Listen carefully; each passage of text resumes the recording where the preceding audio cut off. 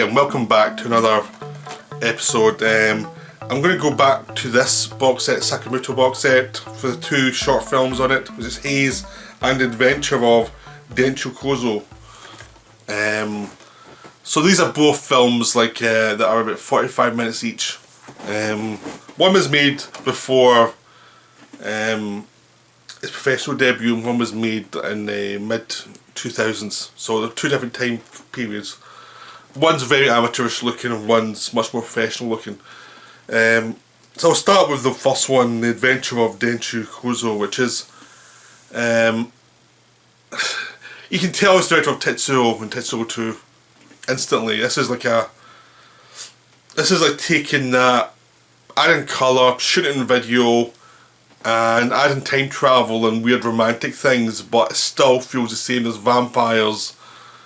There's lots of similar shots of people going fast through city streets and lots of crazy facial expressions and bits of weirdness and weird mutations, body mutations.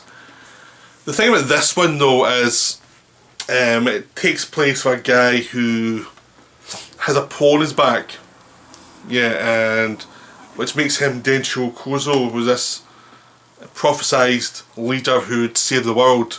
And even though he's only a kid, he doesn't understand it, and he's suddenly pushed 30 years into the future, from being a kid in the schoolyard to try to avoid bullies, to suddenly in the future trying to save the future from all these crazy vampires, and the world is dying and the sky's aflame and there's weird things coming from the sky and all these mutations are trying to kill him, and he's got this girl, this old middle-aged woman helping him, who you can see a mile away as his romantic love from the past, now grown older. He's only person that doesn't work this out. You know, you can spot a mile away. That makes it sound more cohesive than it actually is. It's weird. It's really weird. It's like it goes at 100 miles an hour constantly. And just as you're trying to get a point, it goes and it has like 3 different plots happen for a minute, and you're like, what did I just see? What? And it keeps on going that way for 40 minutes, 45 minutes, and it's just like insane. It is like, if you thought Tetsuo was a bit fast, this one's about 3 times as fast. It's like Tsukamoto had not learned pacing at this point. He learned pacing pretty quickly after it, but this one was one where he had not learned pacing. He just threw everything he had.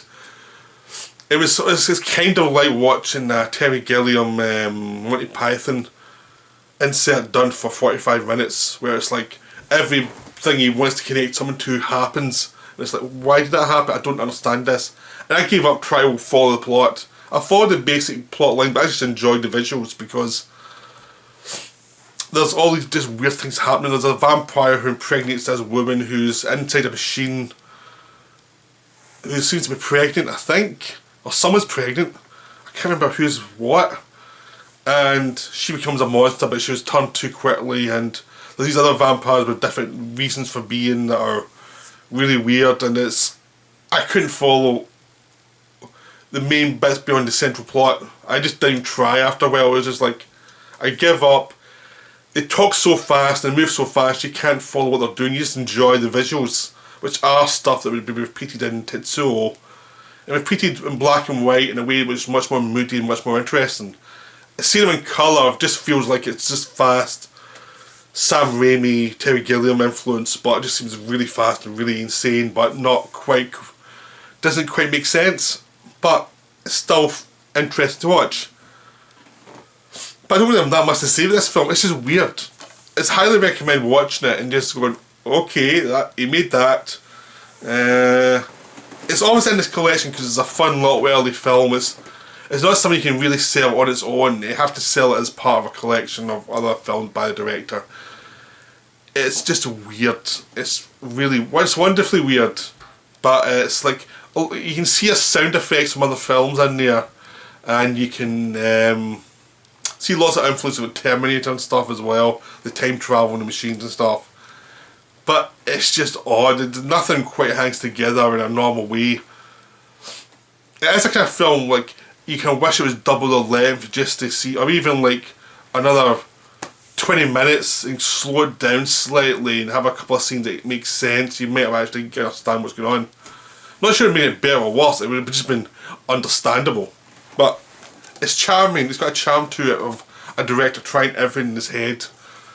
It's like, I mean, Tsukamoto's intense even now, even when he's much older, he makes films that are intense, but this one is like too intense. It's like, please can we go to this in slow motion, so I can understand some of it. It's that kind of movie. The Haze is wonderful. Haze is his film maybe from the 2000s, which he plays a guy who wakes up in basically this kind of environment. It's almost like a maze. We have to crawl through these tunnels that have all got weird traps. They've got everything's dark. And for the first half of the film, he's there by himself and he's trying to work out where he is. He's trying to get through these locations. We have to crawl through very carefully. There's like barbed wire on the floor. He has to use his teeth to pull himself along at times. It's all about almost like the physical exhaustion, physical hell of existence within a horrible situation. That's what it feels like. And it's just very strange but weird emotional thing of just watching a guy trying to survive, because Tsukamoto, even though he chooses difficult subjects, he doesn't do it in an exploitive way. Like, he's with the characters, so he understands the characters, he's trying to show you the world through their point of view. So it's like almost a physical being, really, a physical sense of expression. Like, he's not expressing himself intellectually, he's expressing himself through the medium visually of what's getting to him. And that's what this film feels like. It's like what he's feeling his life's like. That's what kind of comes through in the film. And the film then progresses to being much more, he meets this woman at a certain point. After at some point he looks up and sees these people who are all kind of tearing at themselves as if they're going mad.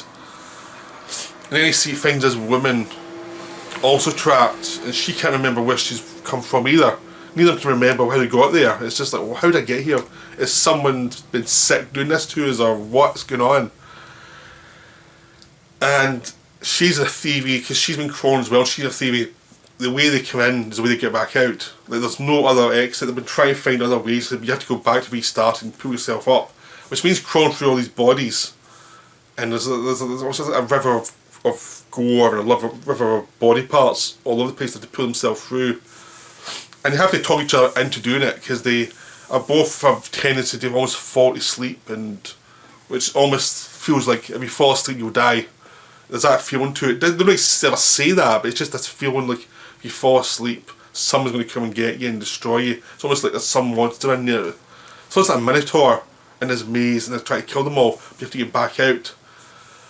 But if you fall asleep, you're done for. And you hear these weird noises every so often. So they have to crawl themselves back up this area to try and escape. And there's a solution to it that doesn't quite deliver, and this is exactly what happened. Which what I like about it is, like, I don't know why this occurred.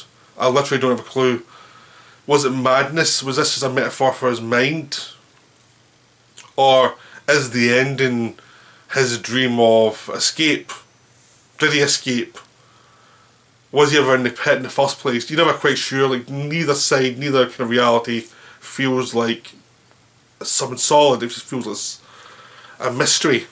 But it's a physical mystery of what's a physical mystery of existence. Like, one existence is hell, one existence is you're never quite sure of yourself, and it's like both are hellish in their own way, and it's about that sense of how human beings survive in different environments, which happens a lot in Tsukamoto films. If you look at Fires in the Plane, where it just seems that him trying to survive different environments of hell.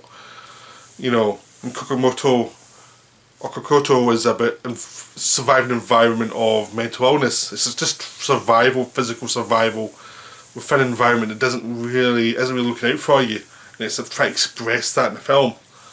That's what I got from this film especially, is it was a physicalization of something that's in your head, but you're never quite sure what the reality is and what the fantasy is. It's not really about locking it down, it's about the experience of mental illness and schizophrenia, and how your brain can feel like it's malfunctioning and you're never quite sure where you are. And it's a wonderful film.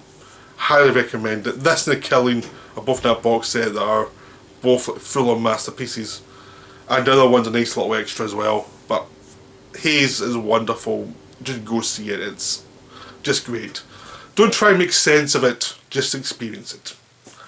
Right, that's me for now. I hope you enjoyed it. I'll be back with one final video for the week. Right, bye for now.